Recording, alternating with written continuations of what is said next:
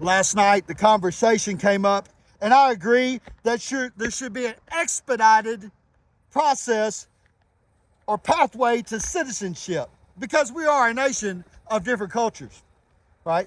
And I firmly line up with the fact that I want you here as long as you're here under the process that's legal. But my friends, if we are going to allow people into this country illegally, right, and then offer a pathway to expedite the process of citizenship, I can no longer support it if you're not going to do the same for the American felon that has completed his sentence.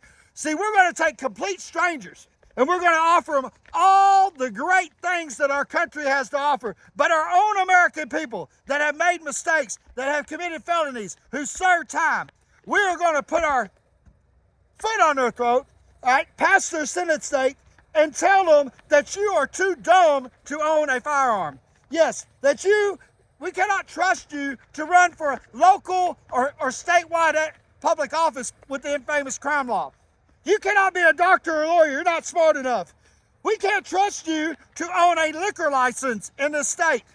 That is what we're saying, that we will expedite the process of people from other countries. But in this country, the people that pay taxes, the people that usher our children to school, that do our duties, our employees, we expect you to check the fucking box, right?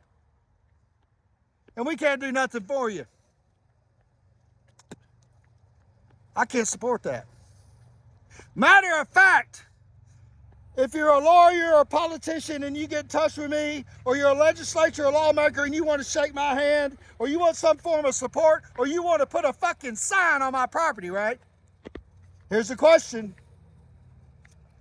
Dayton Waters, whatever the other dude's name is, where are you at in the felon restoration game for people that have served their time?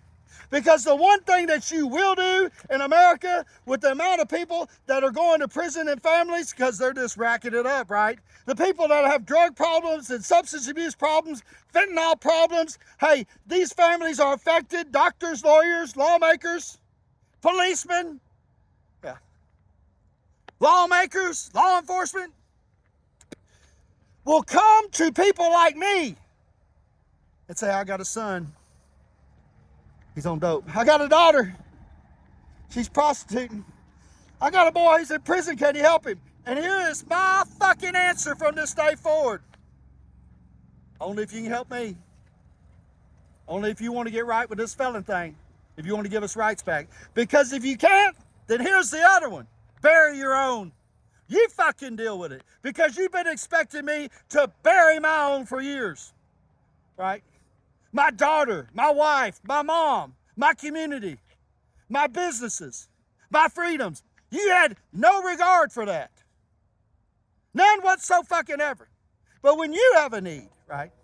When there's something eating on your family, like addiction or prison or prostitution or gambling or porn, you want to call me. Well, guess what? Click, bury your own.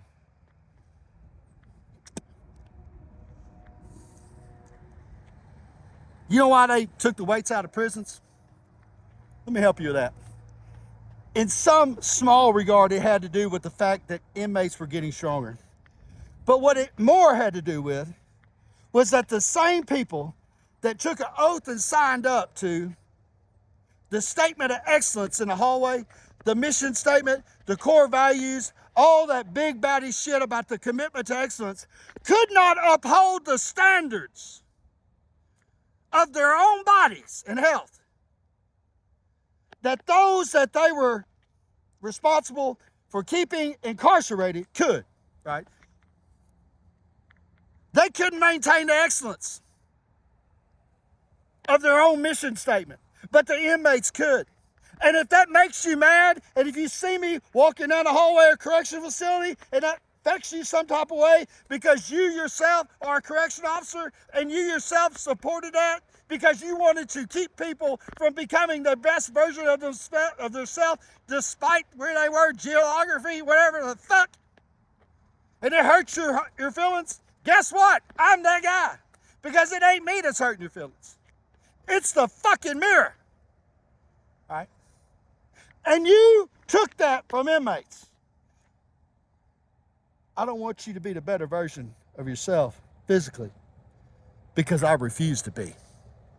Even though I got a statement of excellence on the hallway with a state seal. Fluent fucking English.